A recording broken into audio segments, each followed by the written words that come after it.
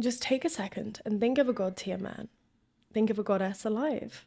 See them in all of their magnificence, their charm, their charisma. When I think of a god tier man, I see a sexy, tanned Greek god. And when I see a goddess alive, I see an ethereal goddess standing in her power, in her beauty, self-sufficient. Are they sat there trying to manifest a text from their ex? Or stalking their third parties, cousins, friends, sisters, aunts, dog on Instagram? I don't know, they might be, but I don't think we're thinking of the same god or goddess if that's the case. So only keep watching if you've been trying to manifest someone back, chasing your tail endlessly, and what you can do instead. So I did a video a while back on how I manifested the impossible, and it's been getting a lot of attention, and not for the right reasons, because I don't think I was very clear in the video. Now, correct me if I'm wrong, but I can't go back and watch it because it cringes me out. But I think I said in the video, I couldn't do anything to manifest him back because all I felt was the pain. Why did I feel the pain? Because I treated him like shit. Why did I treat him like shit? Because I hated myself from childhood trauma, from self-loathing, from self-hatred. And so all I could do was work on myself. So when I'm saying in that video, I was doing all of this work, which has facilitated me to now be able to help you and make these videos and help others manifest what they want. I was doing the work for me. I wasn't sat there meditating for him 5 times per day. And I don't know if I made that clear enough, because people are like, I wouldn't dare try and manifest someone that blocked me on everything. Why did he block me on everything? Why? Because of the pain that I caused him. He adored me. He adored the ground that I walked on. He bent over backwards to make me happy.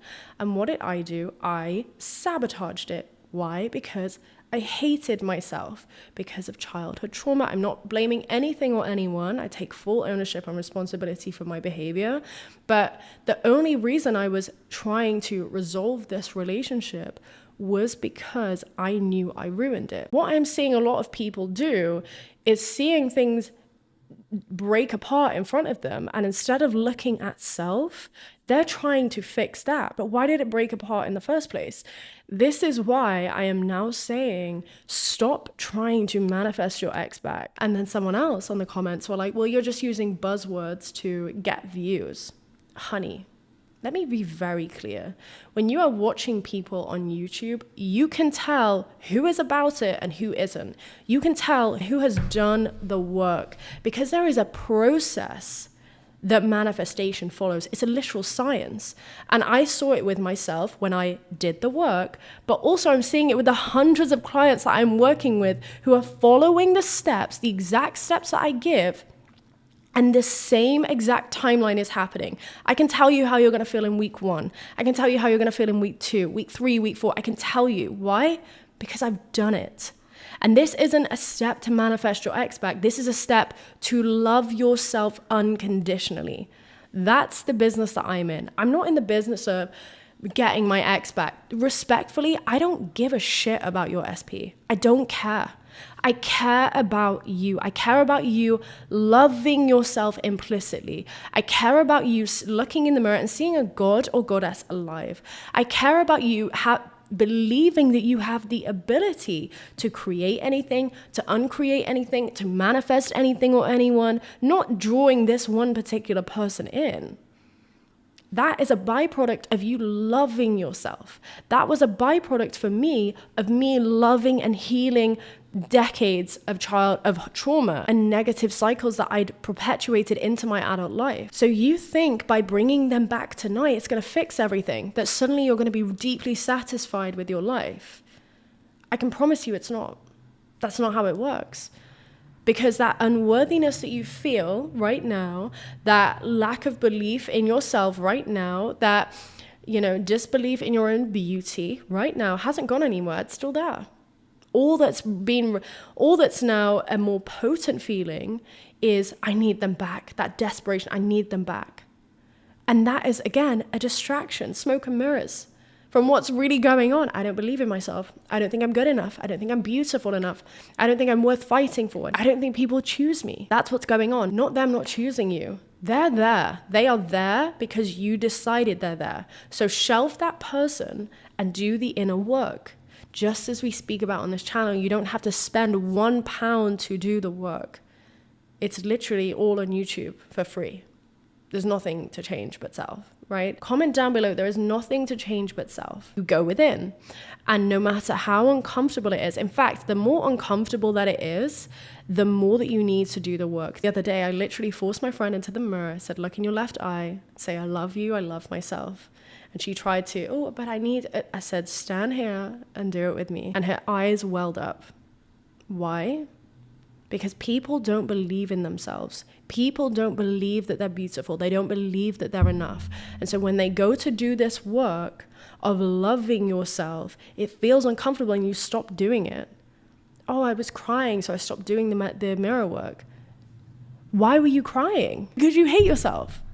That's why when I was doing the mirror work and I was streaming tears because I felt so ugly, so disgusting. I hated myself so much, but I just kept doing it.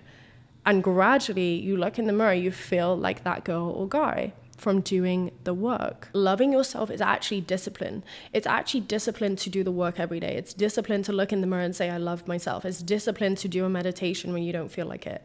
But that's loving yourself. Yes, self-love is face masks and massages and lovely, la, la, la.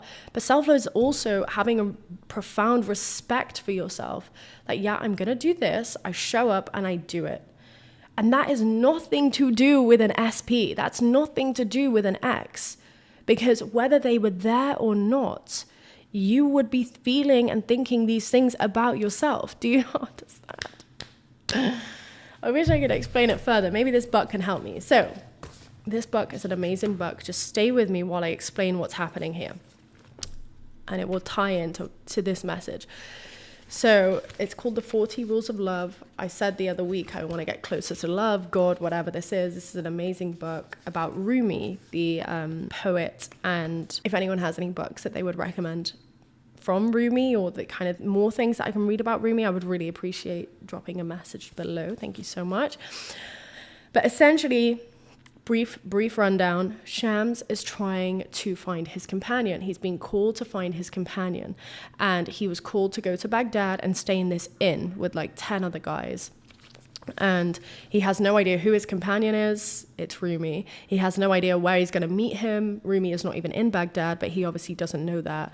And Shams is an avid traveler. He likes to go around. He likes to, hop from place to place. He's a free guy, and he's years and decades ahead of the people around him. He's extremely intelligent, emotionally intelligent, that kind of thing. So 9 months have passed, and yet he is still with us. Why was he still in that inn when nothing in his 3D was telling him he was about to meet Rumi, he was about to meet his companion? Nothing was getting him closer to meeting Rumi. Absolutely nothing. In those 9 months, it was probably hell for him because he liked to travel, he liked to go places, as I said. So 9 months have passed and he is still with us. And I wrote down persistence no matter what. And then it says, he was used to flying as a lonely bird, wild and free. I suspect several times he came close to running away. However, with this faith, he stayed. And the faith was, I am going to find my companion in Baghdad. And so whatever needs to be done to make that happen, I will do. And so he endured 9 months with zero movement before a letter arrived that led him to Rumi. And still, even when that letter arrived, he still had to wait another 9 months to finally be led to Rumi. How many people would have such blind faith, not in the outside world, in themselves? I have been called to go back to Baghdad. I have been called to find my companion, Rumi. And so this is what I need to do. There's no next steps. There's no, you're going to feel like this on week 1. You're going to feel like this on week 2. You're going to feel like this on week 3. There's no guidance. It's just pure innate. I love myself. I approve of myself. I know what I'm capable of. I know what I need to do. And so that's what I'm going to do. I have pure conviction and confidence in myself. And there is nothing to change outside of me. The only thing I need to change is self. How many people would have that unwavering faith in themselves? Especially if you're a lonely bird, wild and free. You just up and leave. There's nothing happening here. I gotta go, right? This is the same conviction that you should have, and you are building right now by doing this work in yourself. in that you can create that person, your ex if you want, you can create your SP if you want, you can create anyone that you want. But it doesn't matter about them right now. It matters about you being the type of person, I can create anything that I want. There's nothing to change but self. That's the only thing that we're focusing on. And so instead of doing all of these techniques, trying to draw them in, turn around 3 times and your ex will show up at your door, all of this stuff is not developing true lasting change, true self-love. Here's the thing, when you are doing this work, you get to a point where you don't give a shit about them coming back or not.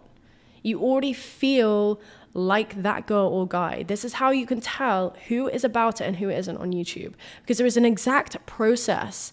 There is a timeline of how you feel when you are doing this work consistently every day. You are going to start feeling invincible and you no longer care about that person. They're no longer on the pedestal. You are the most important person. You are the operant power. You just no longer care. When you no longer care, in a loving way, and you're affirming for them, it feels good. You're not like crying, oh my God, he loves me, he loves me, he loves me. Like you don't need to do that. Go within, shut the door, go within, do the inner work of falling madly, deeply in love with yourself, so that when you do have the, confidence to manifest them or to do meditations for them or to visualize them, then it feels amazing, it feels exciting, it feels wonderful. But right now, if you hate yourself, if you can't look in the mirror for longer than 5 seconds without feeling sick, how I did, that's the last person that you need to be manifesting. Because you're going to get triggered when they come back. You're going to get triggered who they're texting, what they're doing on Instagram, who are they calling, why haven't they called you at this time, why haven't they come home at this time. The same thing will happen. Nothing changes if nothing changes. So I trust this video helped you manifest. You're worthy, you're loved, I love you, and thank you.